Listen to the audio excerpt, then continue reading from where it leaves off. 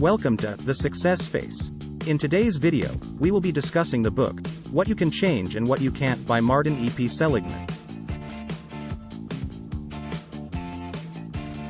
This book delves into the concept of personal growth and self-improvement, and helps us understand the limitations and boundaries of what we can change in our lives.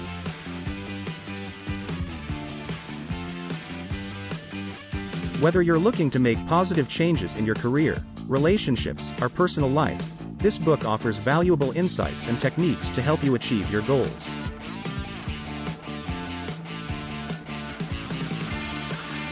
So join us as we explore the ideas and concepts presented in this thought-provoking book. Do you feel down, addicted, obsessive, anxious? Do you eat a lot? Do you have post-traumatic stress disorder? Quite a while back, most specialists would attempt to utilize a Freudian, insightful methodology not exclusively to treat yet in addition to fix such issues.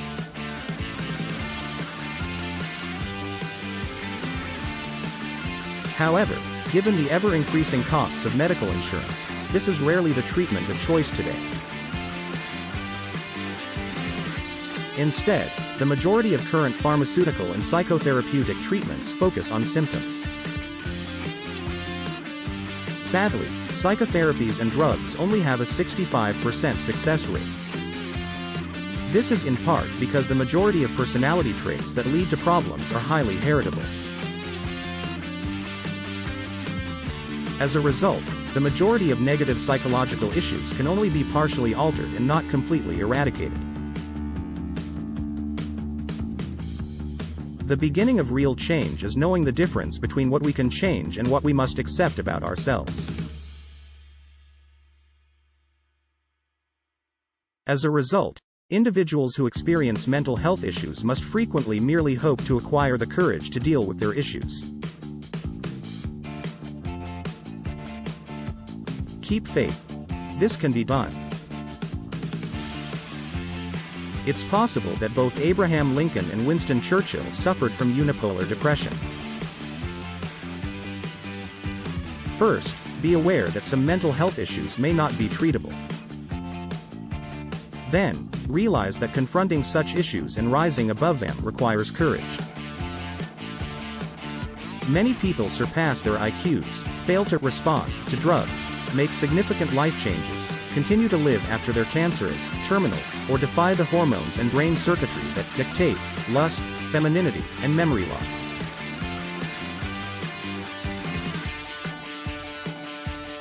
Look at the treatments that don't work first before discussing them.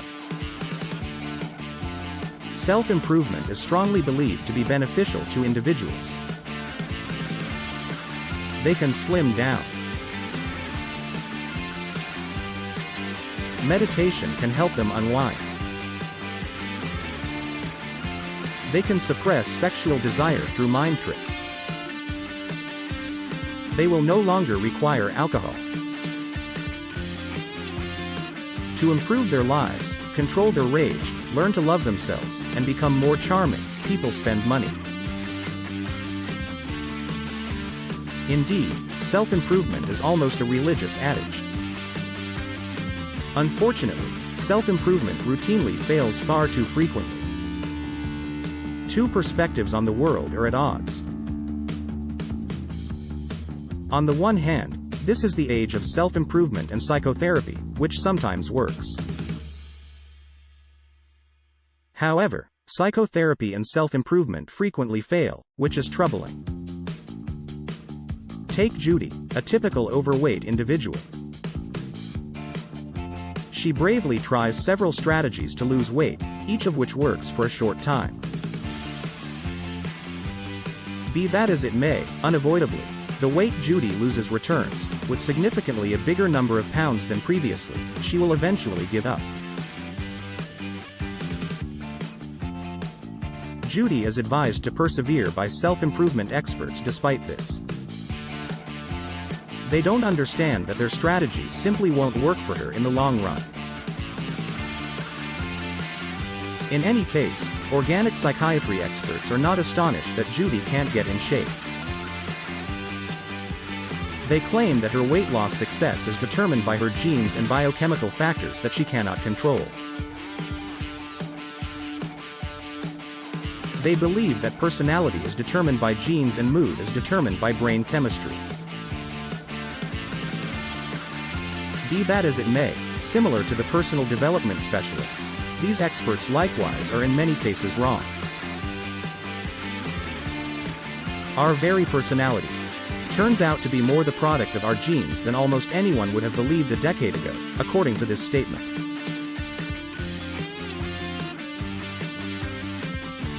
The majority of people are able to change some things, often with great difficulty, but unable to change others.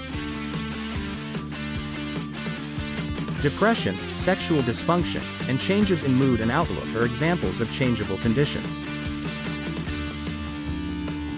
Severe weight issues, dieting rarely works, but some people lose weight, alcoholism, no known cure, but some recover, and homosexuality, cannot be transformed into heterosexuality, are typically factors that people are unable to change.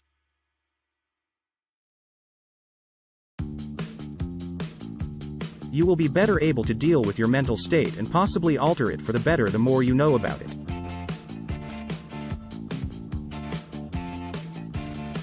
Think about these feelings.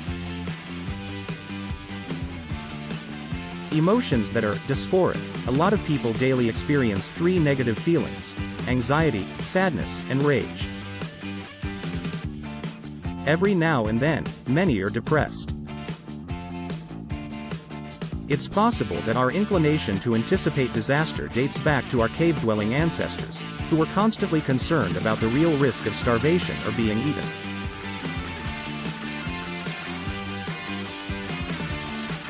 Dysphoria has historically served as a warning sign for trouble ahead.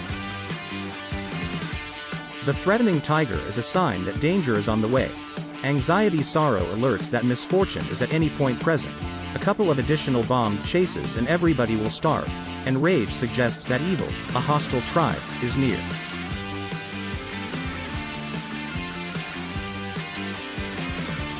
Emotions like these used to be useful warning signs to get ready and change. Over the centuries, humans may have been able to mobilize intelligence into deliberate action for this reason. The underlying message of the age of biological psychiatry is that, despite our best efforts, our biology frequently prevents us from changing. Conflicting tribes and hungry tigers are no longer a problem for the majority of people. In today's society, people need to control their ancient feelings of despair. Find a way to calibrate your internal bad weather against the actual weather outside by imagining them as bad weather. You can avoid becoming paralyzed by dysphoric feelings. Meditation, for example, is one natural way to reduce anxiety. Try progressive relaxation, which involves contracting and then relaxing all of your body's muscles. Valium, Librium, and other tranquilizers are short-term solutions. If you can, avoid them. Be aware that persistent, severe anxiety may be a sign of serious disorders such as obsession, phobia, or panic that necessitate both recognition and direct therapeutic exorcism. Panic attacks, obsession, and phobia. Panic attacks are a manifestation of catastrophic thinking. 1 of every 20 U.S. grown-ups encounters these onsets of tipsiness, queasiness, heart palpitations, stifling, and sensations of fear. People have panic attacks when they feel threatened and misunderstand what is happening physically. This can be fixed. Usually through cognitive therapy, people can learn that physical symptoms are caused by increasing anxiety and learn to control those symptoms.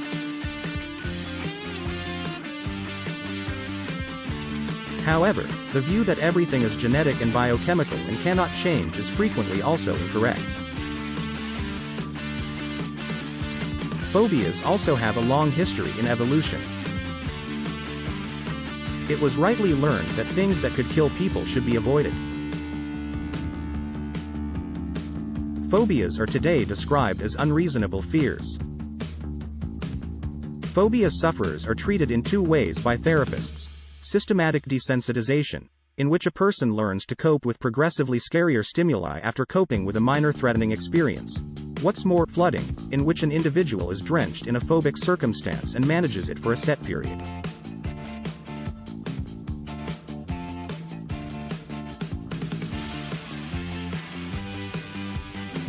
A claustrophobe, for instance, learns that nothing bad happens after being locked in a small closet for an hour under careful supervision. The phobia may be lessened with this information. Optimism can be learned. Once learned, it increases work performance and physical health. An obsession is a mental state in which a thought or image plays over and over again. Like a silly song, such thoughts are harmless to many. However, for some, recurrent thoughts, frequently of danger or filth, are depressing, frightening, and repugnant. OCD, obsessive-compulsive disorder, can affect people who think like this. Many people spend a lot of time washing their hands or avoiding any dirt. Treatment includes uncovering the OCD individual to an unfortunate circumstance, then forestalling the ceremonial way of behaving. The individual eventually realizes that even without the usual ritual, nothing bad happens. The obsession is quelled by this. Anger, post-traumatic stress disorder, and depression, the common cold of mental illness, is now widespread. A lot of people are sad, helpless, and hopeless. They are indecisive and passive, and they have little hope for the future or the present. They eat and rest seriously. Some people who are extremely depressed might be at risk for suicide. Mania is a component of rare bipolar depression. Although lithium can effectively treat it, it is highly heritable. Loss, suffering, and sadness are the root causes of the more prevalent unipolar depression. In most cases, its mild form does not last long.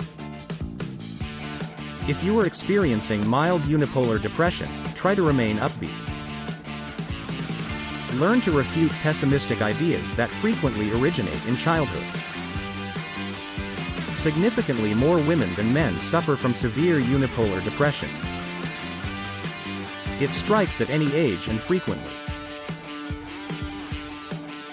It is treated by 4 methods: medication, interpersonal therapy, IPT, and cognitive therapy, CT, are some of the treatments.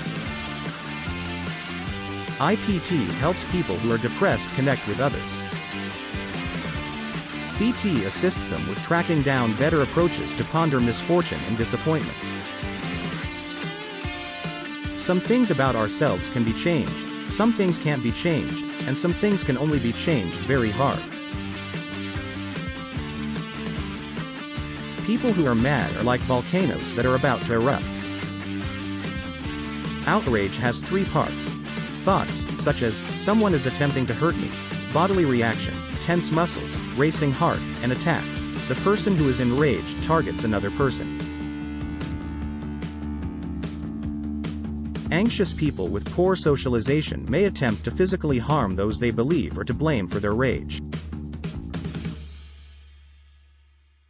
A person who has had good socialization may scream verbally. An ancient human urge, anger centers on safeguarding one's domain, whatever that may be. Anger is righteous, or the person who feels righteous. Contrary to what Freud claimed, anger is not a helpful emotion, and depression does not focus inward. Violence is sparked by anger. Children who witness it during a fight are seriously injured. By controlling their thoughts, people can control their anger. It's not a bad idea to count to 10. Try to see things from the other person's point of view when you're angry. Try to hold onto your emotions more tightly. You need courage to figure out your mental issues and oversee them to work well notwithstanding them. Traumatic or extraordinary loss is the root cause of post-traumatic stress disorder, PTSD. Sufferers repeatedly relive their traumas, such as rape or war, become anxious about anything related to these experiences, and they become numb to the world. The signs can last for years. Time doesn't recuperate all PTSD wounds. Psychotherapy and drugs can help some people. Sadly, there appears to be no cure for some. Diet, alcohol, and sex has 5 aspects. 1. Sexual orientation. Are you female or male? 2. Sexual orientation, such as heterosexual, bisexual, or homosexual. 3. Sexual orientation. What attracts you? 4. Sexual role, manly, female, gangster. And 5. Sexual activity. It is more challenging to alter these parts of the mind the deeper they are ingrained. Biologically, transsexuals are normal, but psychologically, they are not. They think they are stuck in bodies that belong to the wrong gender. No treatment can change this conviction. Transsexuality is more deeply ingrained in the mind than exclusive homosexuality. Despite being deeply ingrained, feelings about sexual preference and choice can be altered through therapy. Altering sex roles is also possible, but only within certain parameters. With poor sexual performance, therapy has a significant impact, success rates of 70 to 95%. Thank you for joining us for today's video on What You Can Change and What You Can't by Martin E.P. Seligman. We hope that you found this discussion helpful and that it gave you some valuable insights into the concept of personal growth and self-improvement.